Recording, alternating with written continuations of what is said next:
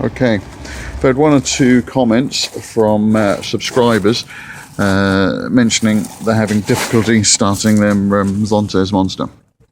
These are quite old engines, or based on old designs, so they still have a manual choke. That's your choke switch just there. It's currently down, as in its off position. If you haven't used the bike for a period of time, or it's like more than a few days, or it's very, very cold, as in the winter, you may need to use a choke. And I must admit, I used it more when the vehicle was new as well.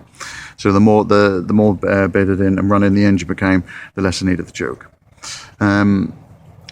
Best method I can say is put the choke, that's the first setting, to the top setting. Then start the engine, put the keys in the ignition, start the engine, and make sure keep the revs around 2000 for sort of 20-30 seconds. This is if you're having difficulty starting. Then keeping the engine running, drop it down to the first setting, and you should be able to take the hand off the throttle and let the throttle go down so the revs drop down to around 1000. If it looks like the revs are dropping to below 1000, the engine will start to stall.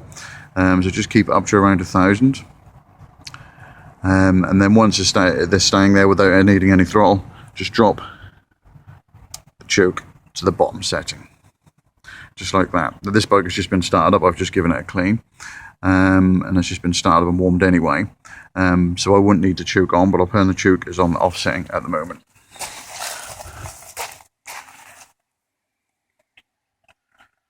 Okay, let's turn the ignition on. I always use a fraction of throttle when I start it, so the engine, and you can tell by the tune is not about to stall. I'll now drop and choke to the off position, the final bottom position, and the engine's running. There is a bit of a knack that comes with experience and use, but once the bike is sitting at around 1000 revs on the